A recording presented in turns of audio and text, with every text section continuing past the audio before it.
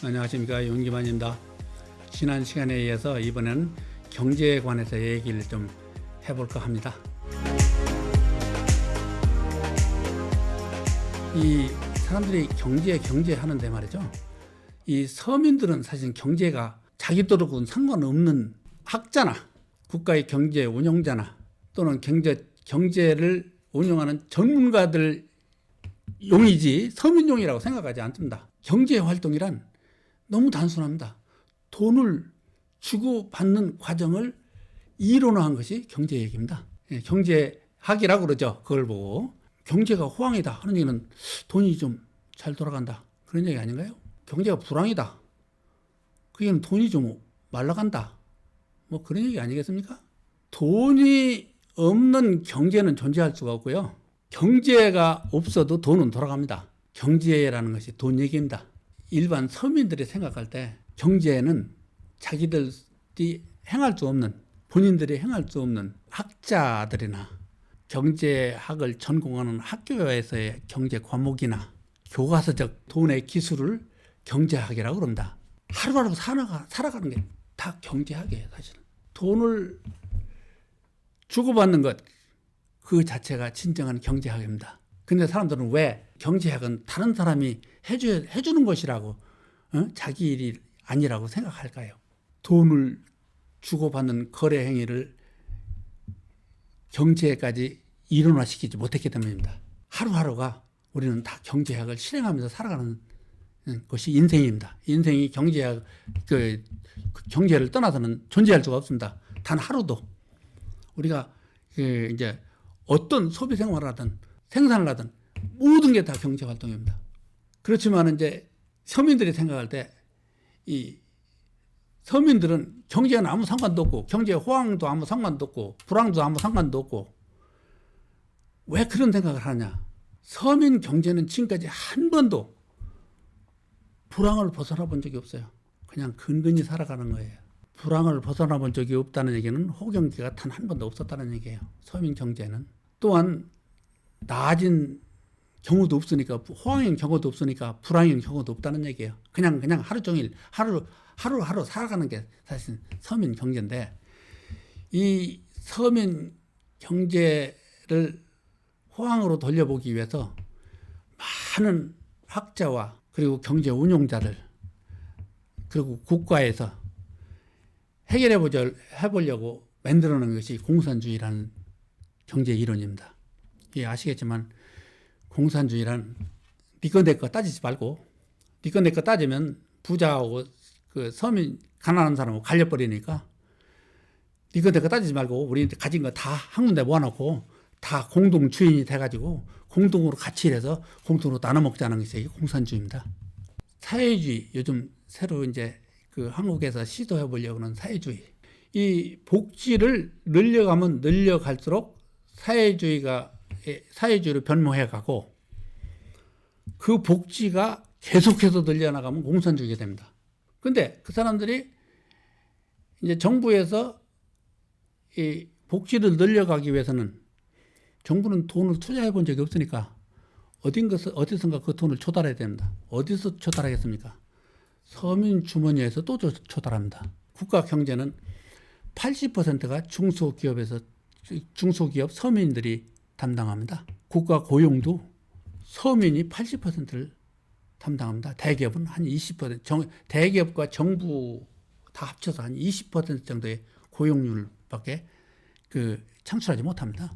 공산주의나 사회주의가 탄생한 것도 사실은 서민 경제 불황을 극복하기 위한 시도였지만 모두 성공해 본 적이 없습니다. 종국에는 복지 정책을 도입했지만 복지 정책마저 한 번도 서민의 불황을 개선해 본 적이 없습니다. 예를 들어서 내가 오늘 복지금으로 10만 원을 받았다. 그러면 그 10만 원 가지고 뭘 하겠습니까? 내가 소비 생활을 할 수밖에 없는데, 소비 생활의 일부는 반드시 세금이 거기에 붙습니다. 그래서 이 서민들의 경제 활동이 하면 할수록 결국은 돈은 정부로 다시 돌아갑니다.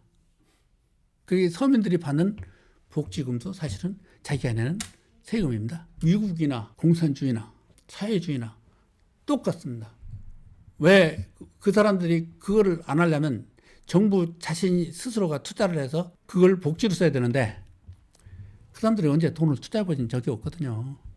세금 받아서 그걸 또 세금을 받아가지고 국민을 위해서 복지로 다 사용하면 좋은데 사실은 일부만 쓰고 나머지는 다 자기네들 그 권력을 유지하기 위해서 다시 씁니다. 거기에. 그렇기 때문에 서민 불황은 절대로 해결할 수가 없습니다. 그런 복지 시스템이라든가 이런 정부 정책 가지고는 한 번도 지금 수백 년간 이어온 경제 활동을 통해서도 한 번도 성공해 본 적 없다는 얘기입니다. 복지를 늘려가다 보면 아까도 얘기했지만 정부는 돈 투자해 본 적이 없으니까 그 돈을 서민한테 또 다시 서민의 경제 활동을 통해서 내는 세금으로 다시 조달합니다.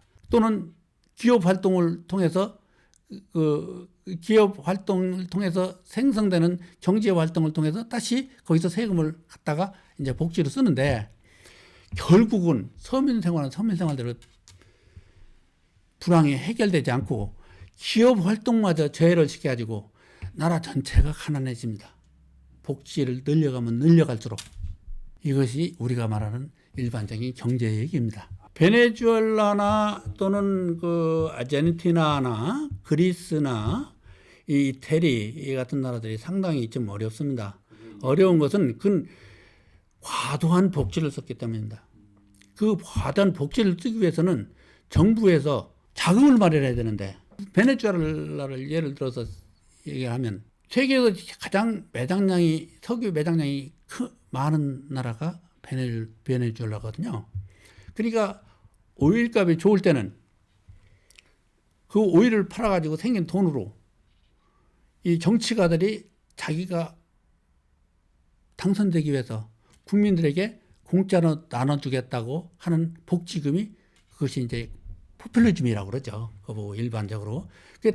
자기가 당선되고 권력을 연장하기 위해서는 더 많은 걸 약속을 해야만이 이 서민들이 자기한테 표를 주는데 오일값이 제 가격을 형성하고 80불, 90불, 100불 갈 때는 그래도 유지가 됐는데 오일값이 어느 날 갑자기 30불, 40불로 떨어지게 되면 지금까지 주어오던 복지금을 줄 수가 없습니다. 그렇기 때문에 그 돈을 어디서 충당하느냐. 다시 서민들도 경제활동이 안 되니까 복지금이 안 되니까 다른 나라에서 꼬우는 것도 한계가 있습니다. 한없이 꿔주질 않습니다. 꿔주는 사람도 받을 걸 생각하고 돈을 꿔주거든요. 그런데 그게 꼬우는 것도 한계에 도달하니까 돈을 찍어내기 시작합니다. 찍어내다 보니까 돈이 너무 만개해서 인플레이션이 발생하고 그 인플레이션이 뭐 베네수엘라 같은 경우에는 뭐 100만% 1년에. 그래서 뭐 무슨 계란 하나 사는데 뭐 그 바구니로 돈을 이렇게 가져간다는 얘기가 그런 얘기입니다. 그러니까 복지를 늘려가면 늘려갈수록 나라가 어려워집니다. 사실은. 그렇다고 복지를 늘렸다고 해서 국민 생활이 개선되는 것도 아닙니다. 정부에서 이 복지금을 국민들에게 다 나눠줬거든요. 베네수엘라는. 나눠줬다고 해서 지금 그 사람들이 경제가 아주 좋아져서 잘 살고 있습니까? 쓰레기통을 뒤져서 먹고 살잖아요. 이 코스타리카 같은 나라는요, 이 사실은 미국 자치령인데 자기네들이 일해서 버는 최저임금보다 정부에서 받는 복지금이 훨씬 액수가 크다고 그래요. 그러니까 국민들이 일을 안 합니다. 할 필요가 없습니다. 그러다 보니까 정부에서는 그 복지금을 지불하려면 돈을 어디선가 가져와야 되는데 꾸는 것도 한계가 있고 그러다 보니까 파산을 합니다. 나라가 파산을 합니다. 그리스도 마찬가지입니다. 그리스는 조상을 잘 둔 덕분에 관광 자원이 많습니다. 그 관광 자원을 통해서 벌어들인 돈으로 국가를 거의 운영하다시피 했어요. 근데 그건 예전 얘기고 이제 세상이 자꾸 이제 이 인터넷이라든가 이런 통신 수단이 발달해가지고 이 전 세계를 서치하는 시간이 옛날보다는 상당히 짧아지고 세계도 좁아졌습니다. 그래서 모르던 세계가 자꾸 이제 그 통신 수단을 통해서 발표가 되니까 그리스에만 몰리던 관광객들이 다른 나라로 흩어지니까 관광 수입이 줄어버립니다.